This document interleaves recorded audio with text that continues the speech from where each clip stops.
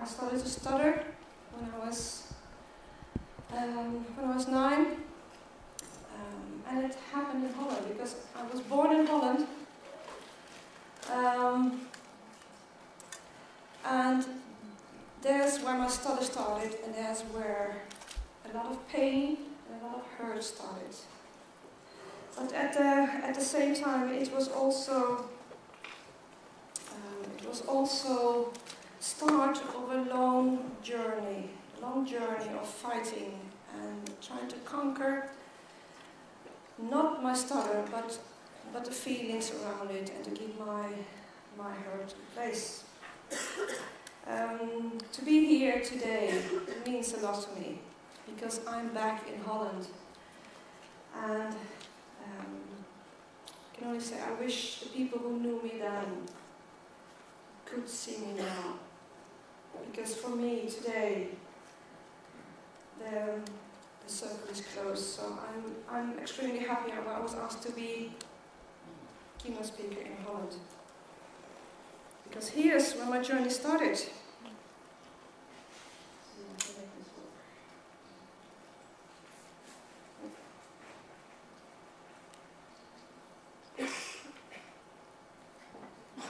Which one do I press? Right. Next. Maybe I should press. No, you don't need to press.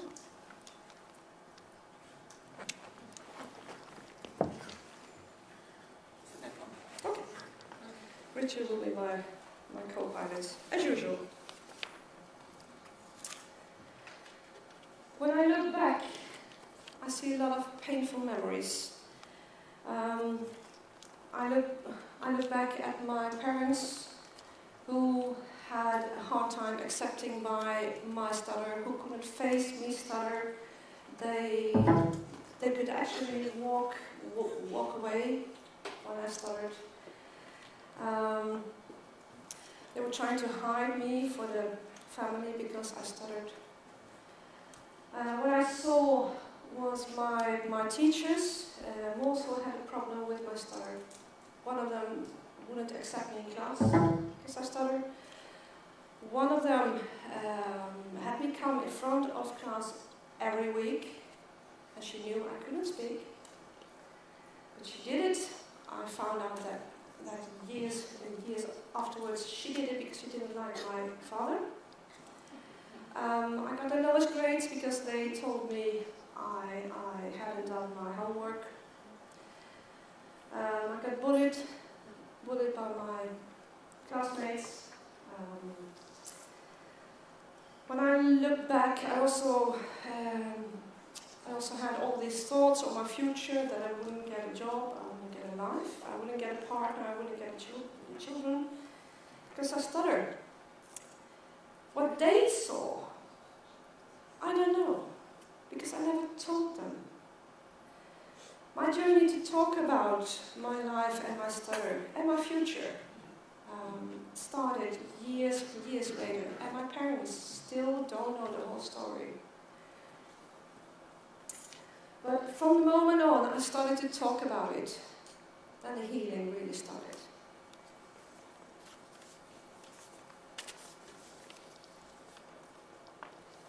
It's working now. Yep.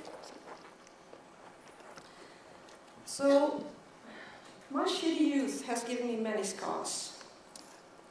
I was told I would better off being silent, not to speak at all. I was told I shouldn't study, because I wouldn't become anything anyway. I was told I shouldn't study languages, because I wouldn't go anywhere anyway. I was told that who could ever love me, I would be by myself for the rest of my life, because who would love a person who stutters? And at that time, I believed them. But still, at that time, I never knew that from the tiny trunk on the left, a little baby elephant who's about to drown, I could never imagine I would be here on stage today, being the elephant. I know I'm big enough to be an elephant, but that's not what I meant. So, yeah, that works. So I wasted many years blaming myself and blaming my stutter, blaming others for not having friends, and for not being accepted at school, for not getting support, for accepting people telling me to be quiet. I blamed everyone and everything. And I felt so miserable until something major happened in my life. At the age of 27, I found out there was something called the Stuttering Association. There were other people like me. There were other idiots like me. I didn't know until the age of 27 there were other people who stutter. It was so major. It changed my whole life. From that moment on, I said no more. No more will I accept where I am. Told you there was going to be a picture here. To find people like me really changed my life. It changed my whole being. It changed my whole perception of myself. It made me very happy, but also made me very angry. Because why hasn't anyone told me? There were other people who stuttered. There was a stuttering association. There were people who were like me. Because when you are with people who stutter, you can talk about your stutter all day long, all week long, and they'll understand. And you can also choose not to talk about stuttering at all, and they'll still understand. You can stutter your ass off, well I wish, and they will still understand. And you can be the person you are, and they will stand. And they will be your family. They will cheer you, and they will be your biggest support group. They will understand. So, because of everything that happened in my youth, I only heard a small part of it. I can also tell you about things like the sexual abuse of my speech therapist and many other stories. The stories you ever heard, negative stories about people's lives, well, it's all in mine. So I was stuck in there, to the left. I was suicidal. I couldn't live with myself anymore. And today, I'm here. Because of the people who stutter, who dragged me along, who pushed me and pulled me and gave me the strength I have today, I wouldn't have been here without you guys. So, but there are still so many people left who are still stuck there. So that's the whole key point of my speech today, that I want all of you to help me to get other people to go from that stage to that stage.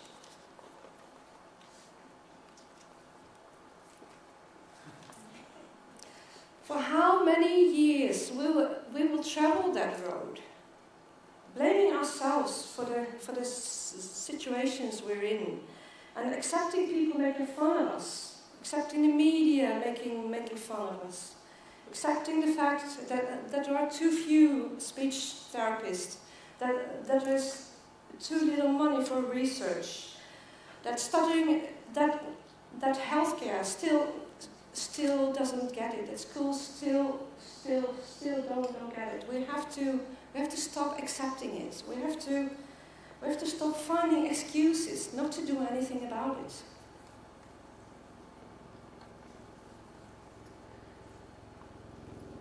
We have to stop letting people tell us that there are things we cannot do.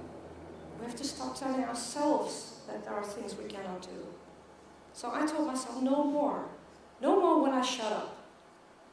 No more will I let people tell me I can't. And no more will I accept me telling me I can't.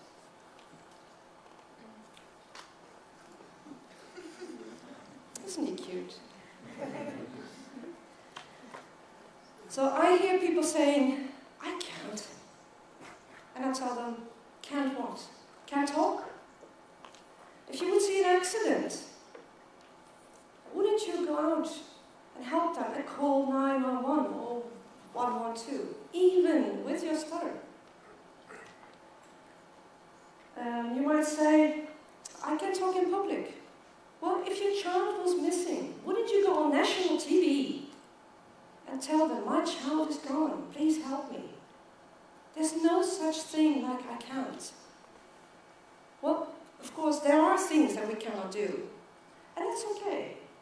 And there are also things that we don't want to do, and it's also okay. I mean, I don't like small talk. I don't like chit chat. Like, how's the weather? Yeah, it's nice. Oh, are your kids in? Fine. Yeah. Okay, have a nice day. Bye. I don't like that. But if you want to make me talk, then you ask me about the Swedish language and the Swedish habits, and I'll have a lot to say about that.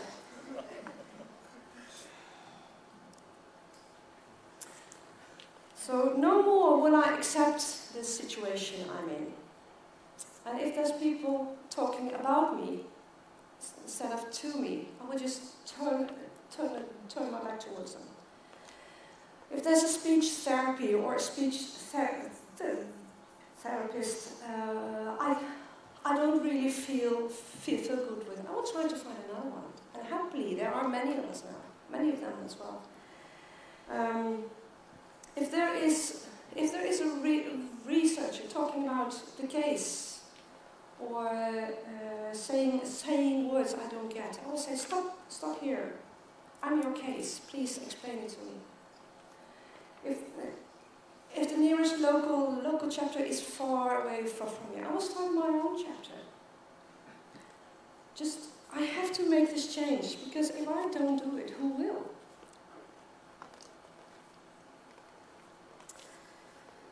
But who am I? I'm just one in a million. I'm female, I'm an employee, I'm a mother. I like to think I'm kind of nice. But I'm also annoying. I see people nod. Yes, I am. I'm annoying, I'm a rebel. I like to call myself a rebel. Rebel with a cause. So what I want is to make a difference, and I cannot make it by myself. I cannot be the one mosquito, because one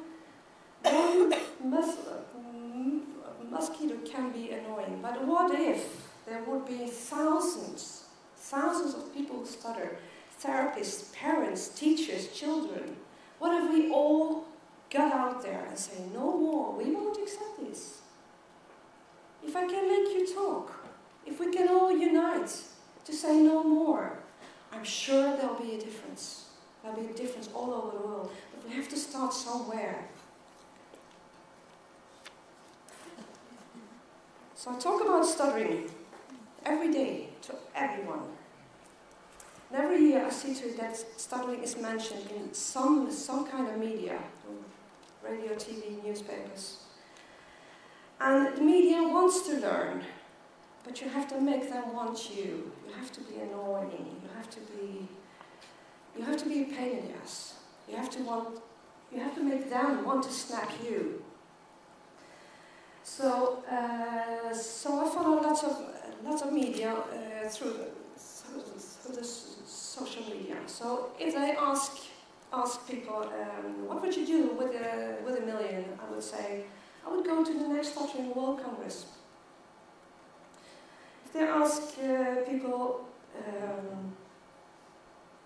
where would you like to, what song would you like to hear? I would say, I would like to hear the song, I'm the World's Greatest, and I will dedicate it to people who stutter. Every time they ask a question, I relate it to stuttering. So what happened? They called me and said, I would like an interview on the radio. And the local newspaper heard it and said, I would like an interview for the newspaper. And then the National Women's Magazine read it and said, I want an interview. So you have to be the mosquito, you have to be the pest, because then things are happening. I want us to be in every household and saying, we're here. But most of us are hiding in the dark, and we're still our own worst enemies. We're absorbed by our stutter and the thoughts around it. And one day I heard Dr. Phil saying, who do you think you are? Thinking people would really give you some thought other than just a few moments. They are too much absorbed with them themselves. Sure, they will notice that you stutter, but they will move on. And I thought, yeah, I should also move on. So, if you take a look at this picture, some people will see a nice skinny lady. Some people will see a lady with curves. But I think all of you will see the big smile on her face. And that's what our goal should be. So we have to make a difference. We have to use a shovel. Oh, that's the wrong shovel. No, this is the one I was. This person, he could be in his house thinking, okay, I need medication. I'm all by myself in my room. Or he could put the shovel in front of his stroller, go out there and get his medication and go to his friends and have a cup of coffee. He had a choice. And this guy, he went out there.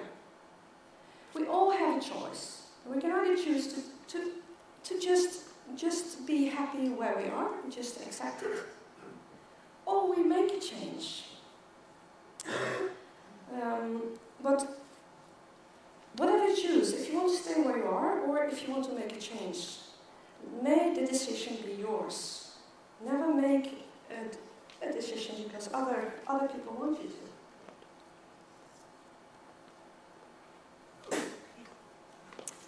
Today I'm living in Sweden. This is a picture of Norway, but we have like similar things. There is a difference. When there's snow in Sweden, we have all these snow plows going around all day long. We have special tires, we have shovels in our car. We are ready. Some countries, they don't want to invest in it, and then suddenly it happens. We know winter will arrive, but some invest and some won't. And that's the same with the Stutter. You can either invest in yourself through speech training or mental training, or you can say, okay, I will hide, and when it happens, oh my God, what am I gonna do? And it's the same for speech therapists. Are you really prepared to this person who stutters a lot, with a lot of emotions? Did you really learn that? Do you settle with a few weeks that you can learn about stuttering, or will you dig deeper?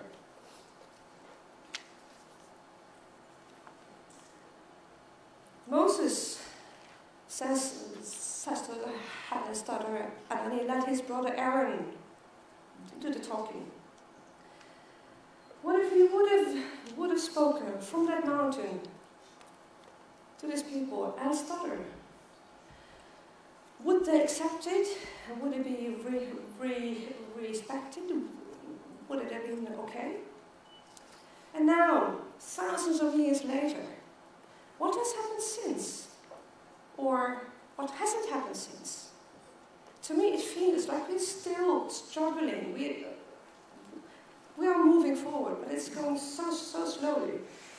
People are still being misunderstood, and we still don't speak for ourselves. We still don't know how we can cure stuttering. The importance of stuttering is still being questioned. There's still therapy where people have to work backwards around the church and eating crickets and have to hit themselves with a lump on their back. That's same treatment today. There are still people who cannot get married, who cannot get a job because they stutter. Today, 2013, it still happens. Kids who stutter are still being bullied. Teens who stutter are still being told you shouldn't follow your dreams because you stutter. We still accept that instead of taking that shovel and make our own path. And why is bullying still such a major issue in schools? How can that happen after so many years? I was not only teased, pushed and hit. I have 6 siblings. I was used to being pushed, and you know, when you're the smallest one. But then the verbal bullying started. And the verbal bullying you cannot do anything against, because when I spoke, I would block. I was called a fish because my mouth would open and nothing would come out. But to be ignored, which was the next step, that was the hardest. Because when you're not invited to any parties, when you cannot play with the kids, when I had my final exam party, no one showed up. I was totally ignored. I was a nobody. And that's nothing you can do about it. A teacher, they are used to like bullying, it's pushing, pulling, verbal thing. But being ignored, they don't know because they don't see it. And they still think that it's okay, just to shake hands and it's over. So why is it so hard for us to believe it when people tell us we are doing a great job? When it's so easy to believe when people are telling us we're not. So I would like people who still think they are not good enough to have a piece of paper next to your bed, or maybe on the toilet, and then have a pen next to it. And every day you write something good about yourself. And if you're out of things, you can ask your friends, your children, your family. And it can be simple things like I made a nice dinner. Today I hugged my children. Just every day, put something nice on a piece of paper and see what happens. But we also have to believe it. We have to believe that we're good enough. Because stuttering doesn't make us a lesser person. It makes us stand out. We're outstanding. Isn't that amazing? And why has so little happened during all these years? We keep on hearing, oh, poor girl. We also keep on hearing, well, stuttering is not a big deal. Stop talking like that. Get a grip, get therapy, get fluent. And I was okay, so if I were in a wheelchair, would people tell me to, come on, get up there, and then what you do is you just push yourself up, and then left foot, right foot. I've done that for years. I know exactly how to do this. They wouldn't do that. So why do we let people tell us that we have to be fluent? Do we have to be fluent for our sakes or for their sakes? Are we not good enough to have that job? Do we have to be perfect? Or aren't we already perfect because we are doing something that's so hard to do, and we still do it? And we even fight harder than other people to get there. If these baby birds would think of all the things that might go wrong, they would drop dead. Many people of you flew here. Planes crash, you know that, right? But most people die in bed. So that would mean we shouldn't go to bed anymore. Well, I'm not sleeping very much this week, but otherwise I do go to bed. So isn't it a waste of time and energy to worry all the time what might happen? I was worried earlier on that I would stumble here on the stairs. Instead of worrying about my speech, just as the simple fear of stumbling here. When I moved to Sweden, I was terrified. I was terrified for the new country, the new language, and I thought, what if something might go wrong? But then I thought, okay, if something might go wrong, I would just go back home again. But if I wouldn't do it, I would spend the rest of my life thinking, what if? What if I'd done it?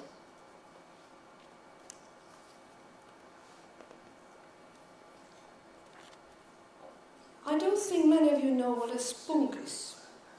There's no such word in Swedish. Well, there wasn't. Until Pippi Longstocking made it. She didn't know what it was, but she just invented the word. So I want a world of Pippi Longstockings. I want a world of people saying, I can do it. Says who?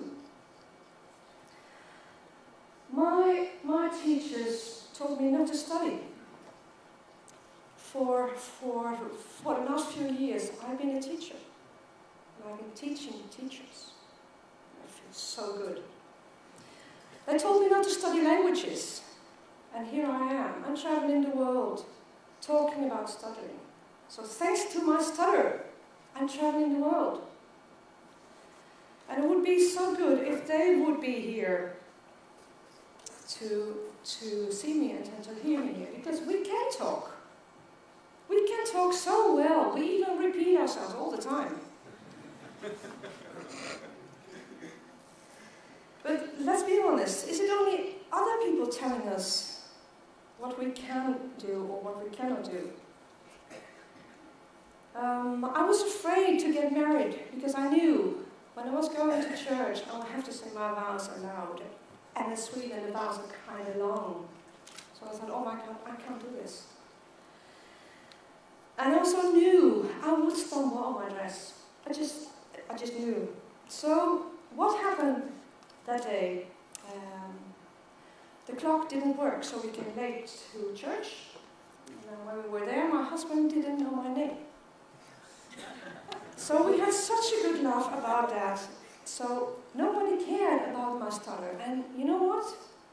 I didn't stutter. This was so much fun. I've been worrying for so many years for my vows in church, and it didn't happen.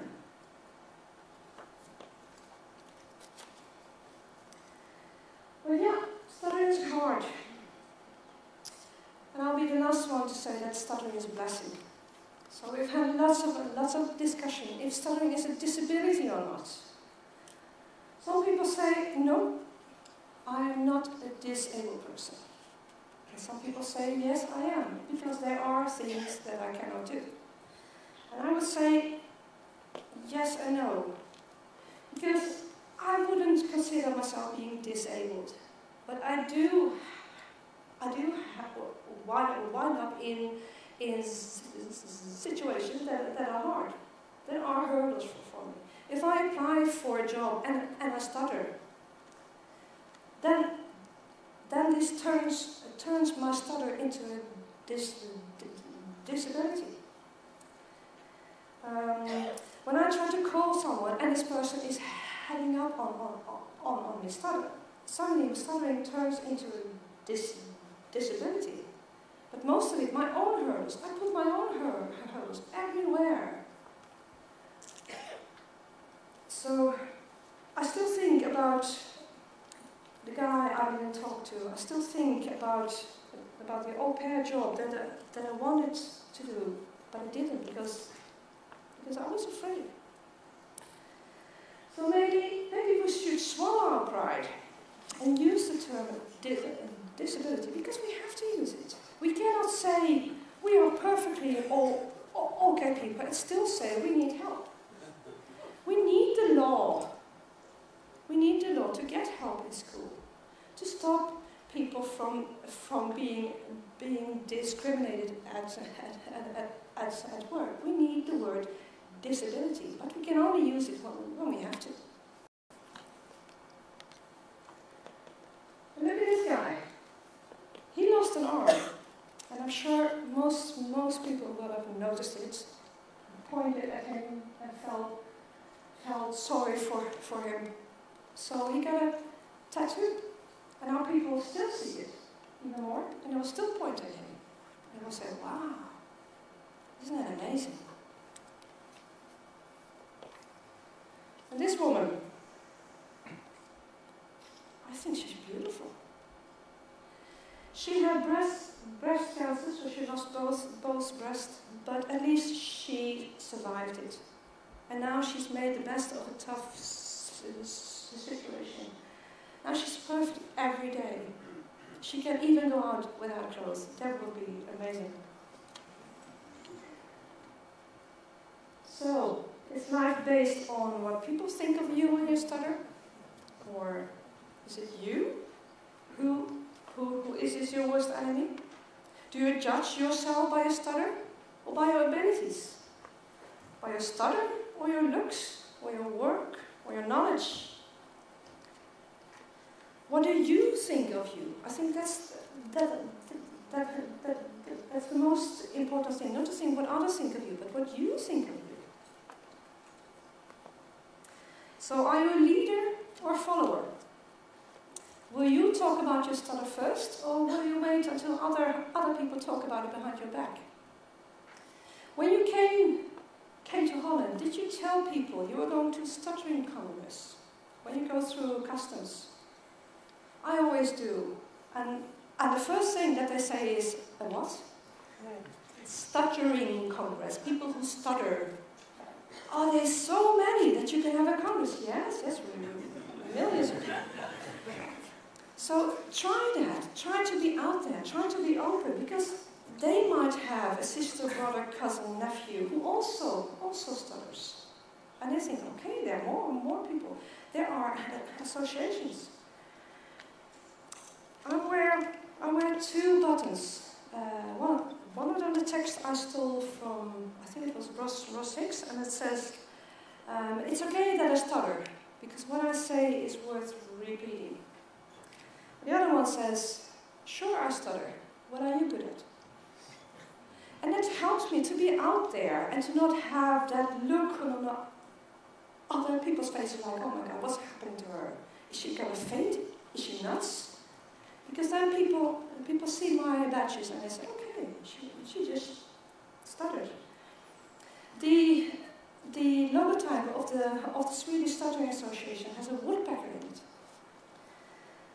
If people are about to laugh about stuttering, we might as well be the first ones to do it. Because then we can teach them not to laugh about us, but to laugh about the silly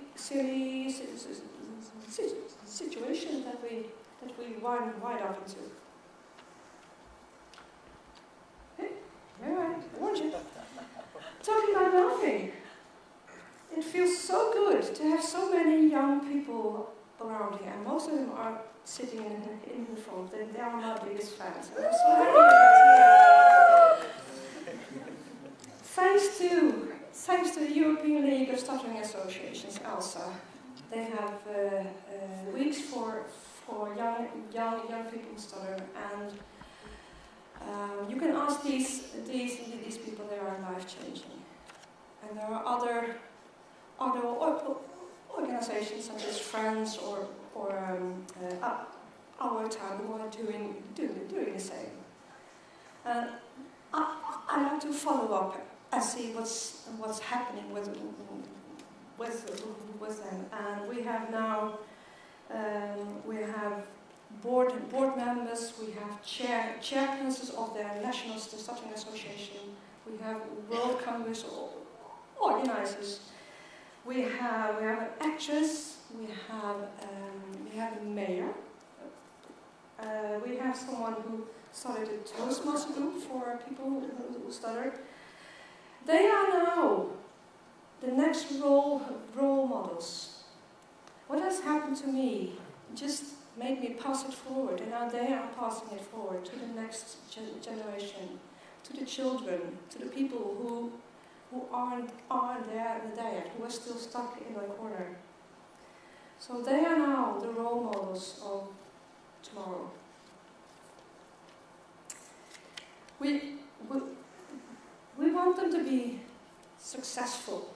And successful doesn't mean that you have to become fluent. It means to make that phone call. It's to talk to that girl. It's to apply for that, for that job. It's to tell the teacher that you need adjustments, that it's your right. It's to tell yourself that you're a hell of a person and that you're beautiful. And most people still are, right? So you have to tell them, okay, like me or not, but if you do, then you're in for a ride, because we are amazing people. But there are still people who don't get it. So we have to be more and more people who talk. We have to help them to find stuttering families all over the world. But we also have to learn that it's not all bad. Because let's flip the coin. If we talk, people listen. Because they have to. Because sometimes it is hard to hear what we're saying. When I speak at disability meetings, sign interpreters love me. Because they can sign every word I say. Instead of all these fast speaking people. They even ask me, can I sign that you stutter? I said, yeah, because the others hear me. So, yes, do sign. And people remember us, because we make an everlasting impression. When they hear us, they really remember us. Because, again, we're outstanding. So, take a closer look at this picture. These people have been waiting. Maybe for hours. Maybe it's very hot there. And they can either stand there and get a pain in their back, or they can just find a way to solve it. So they put their shoes there. So now they can sit down, and they're still waiting in line.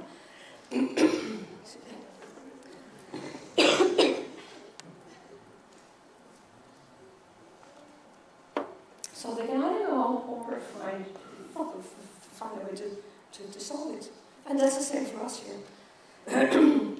So are you tired of your stutter, your job and your therapy? Start finding a solution and to make a change. As Harry used to tell me, make it happen. Make it happen. Because if you don't, you're in for a long wait. Because other people won't make that change for you. You have to do it yourself. And is it possible to get where you want to be? Is what's holding you back for real? Or is it only in your mind? Are you really, stop laughing over there, are you really where you want to be? Or can you imagine where you will be in 5 years, 10 years, 20 years? So if you're not happy with your situation, when will you start to make a change? Will it be in 5 years, 10 years, 20 years? Or will the change happen when you leave this room? Or when you leave this Congress? When you go home? But you have to make it somewhere, sometime.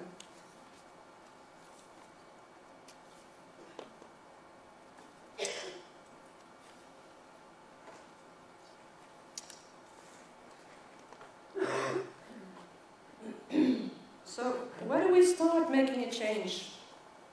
Of course, with the children. Early intervention is so important. And not just treatment. We have to give these children the skills to cope with the bullying. We have to give them the mental strength. We have to give them the words. When they are being mocked, to make them say, okay,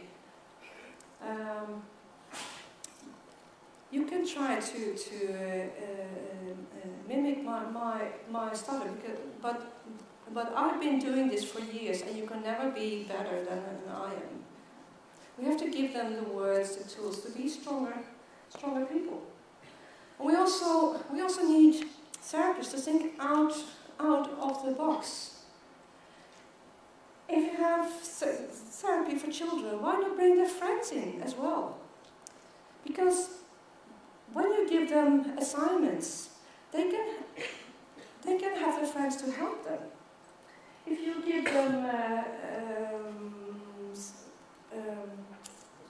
them therapy and their friends are there, when they go home, then their friends can help them. We have to think broader than where we are today. Also for therapists, it is very important to make us talk, to make the children talk, to make the parents talk, to make everybody talk. Because we have to tell the world what is right. We cannot expect people to know what to do, how to help us, how to treat us, if we don't tell them. So you guys, you can help us, make us talk. Nothing about us without us.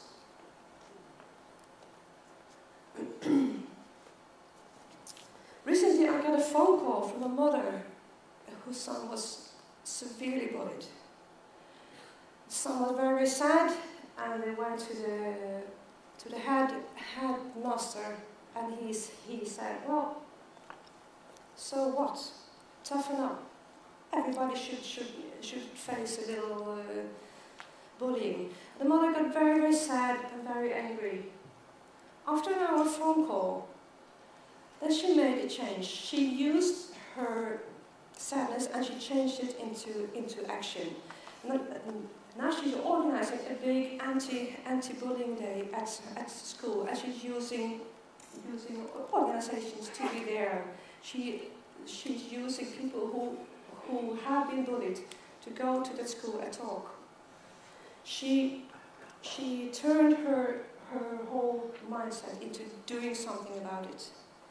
She finally said no more. But we also have to add some humor, because it's not all that bad, not always.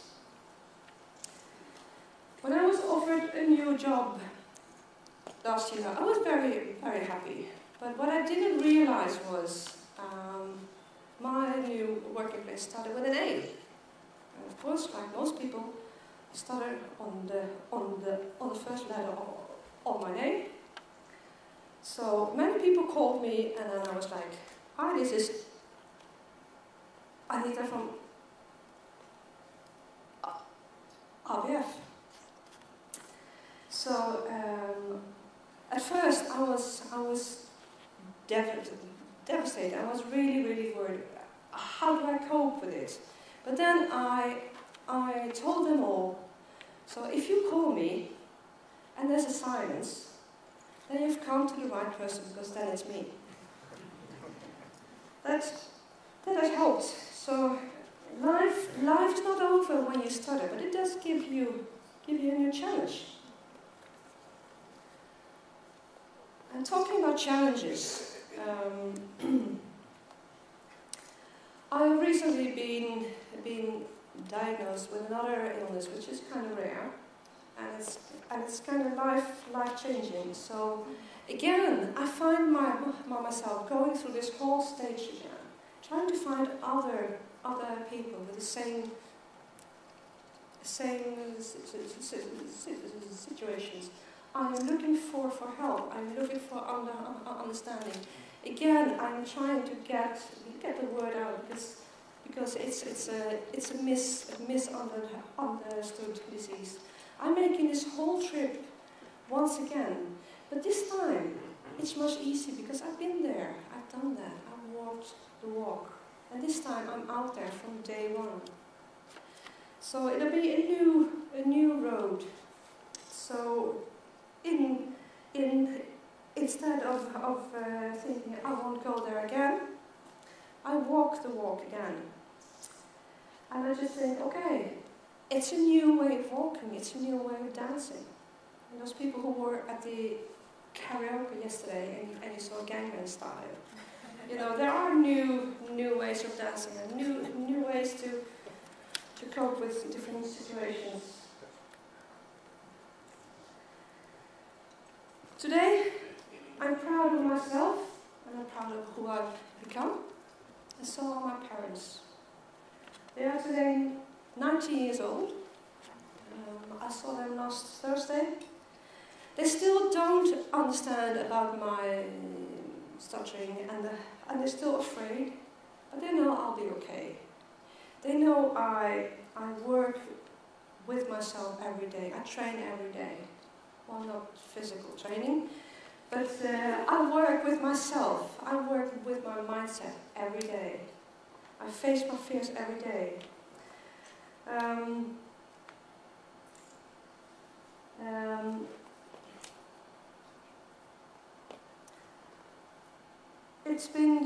It's been a very long journey with my parents and to try them to get it.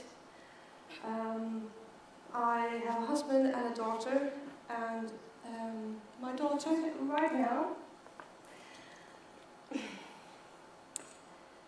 is having her graduation, and I'm not there.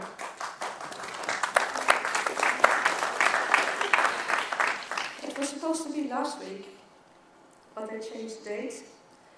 And when I told her, what shall I do? And she said, Mom, go.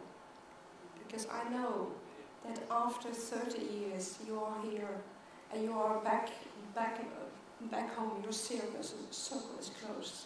So please go. And that's so powerful that I have the support of my family. Like Monica said this morning, my husband recently said, you're no longer the woman that I married. And that's true. I changed a lot, and I'm so happy that I'm here today, despite the graduation. So, if only the people who knew me back then could see me now, being here on the stage and doing what I do, seeing this elephant instead of the little trunk to be full-grown animal, to be like a colorful person and no longer a grey duckling. Nobody puts a stutterer in the corner, as they say in Dirty Dancing. No longer will I just sit there and be quiet and wait for other people to make a change in my life. We are survivors. We add color to life. So let's show them our true colors, or as they say at the ALSA meetings, push life harder, deeper, faster. So, I don't claim to know it all and to be perfect and successful, because I struggle every day. I struggle with myself and my acceptance every day, still after so many years. But I know my voice, together with your voices, will make a difference. So when we leave this room, I'd like you to pay it forward, to change one other person's life. Because that might change a person from being suicidal to become a role model for other people. So I'd like us to all stand up and speak up and get loud and to make a difference by saying no more. And don't forget, do more stupid shit, because you might enjoy it. Thank you.